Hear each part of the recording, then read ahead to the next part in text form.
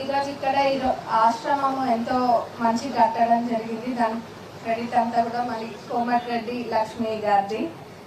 అన్న అసెంబ్లీలో కూడా మాట్లాడుతూ ఒకరోజు చెప్పిండ్రు, ఇక్కడ ప్రచారం సమయంలో కూడా మహిళలందరూ బాధపడి ఇక్కడ బెల్ట్ షాప్ల అక్కడ వాళ్ళ కాన్స్టిట్యున్సీలో బెల్ట్ షాప్ల ద్వారా చాలా ఇబ్బంది కలుగుతుంది మగవాళ్ళు దాగి అని చెప్తే అక్క అది రెస్పాన్సిబిలిటీ తీసుకొని వెంటనే గెలిచిన వెంటనే అక్కడ బెల్ట్ షాప్లు అన్నీ కూడా బంద్ చేయించిండ్రు. అంత గొప్ప మనసు. ఏదో చెప్పినాం కదా ఎలక్షన్స్ అయిపోయినాయి కదా అని కాదు, గెలిచిన వెంటనే మళ్ళీ ఆ మాట తప్పకుండా అది నెరవేర్చిండ్రు. మరి ఆశ్రమం కూడా ఈరోజు మనం చూసినట్టయితే ఏదో ఆశ్రమం కట్టినామా అయిపోయిందా చేతులు దులుపుకున్నట్టు కాకుండా ఎంతో చక్కటి వసతులతోటి ఆశ్రమం కట్టిండ్రు. మళ్ళీ ఆడిటోరియం అని కూడా ఉంది అందరికీ ఎంటర్టైన్మెంట్ కోసము. పెద్దవాళ్ళకి ఇందాక చెప్పినట్టుగా మన పెద్దలు చెప్పినట్టుగా ఎన్ని ఉన్నా కానీ పిల్లలు మనవడ్లు వీలుంటే అది వాళ్ళకి అందులో వచ్చే సంతోషం వేరు. కానీ దురదృష్టం ఈ జనరేషన్ అయినా ఇప్పుడు అందరూ కూడా ఒక వయసు దాటితే వాళ్ళకి చేయాల్సిన సమయం వచ్చినప్పుడు అడ్డు తొలగించుకుంటున్నారు, ఆశ్రమాలలో వేస్తున్నారు. కానీ అందరం గుర్తుంచుకోవాల్సింది, ముఖ్యంగా మా జనరేషన్ వాళ్ళు కూడా గుర్తుంచుకోవాల్సింది ఏంటంటే మనని పుట్టినప్పటి నుంచి పుట్టక ముందు నుంచి కూడా కడుపులో మోసి పుట్టిన తర్వాత ఎన్ని ఇబ్బందులు ఉన్నా కానీ ఎక్కడ తనని వెనక్కి పెట్టుకొని మనని ముందు పెట్టేదే తల్లి. అట్లాంటి తల్లిని మనము ఒక ఏజ్ తనకు వచ్చిందని చెప్పి తనకు మనం చేత చేయాల్సిన అవసరం ఉండదని ఆశ్రమాలలో వేస్తున్నాము. కానీ రేపు మనకు కూడా అదే పరిస్థితి పడుతుంది.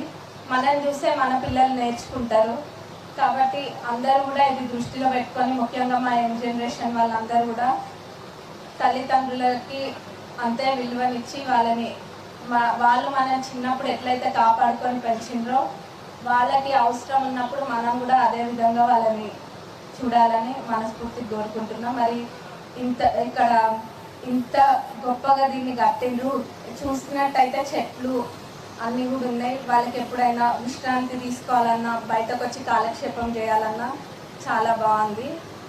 అండ్ ఇది ఒక ఇన్స్పిరేషన్ లాగా తీసుకుంటున్నాను నేనైతే.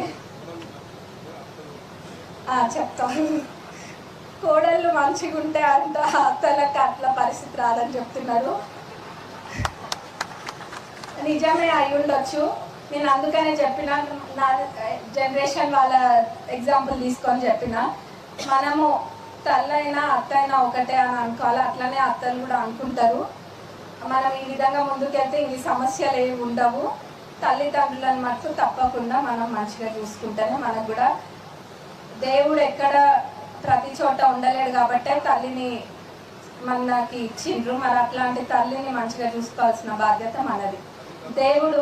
దేవుడు చుట్టూ తిరిగిన దానికన్నా తల్లిని చూస్తే అంతకన్నా ఎక్కువ పుణ్యము.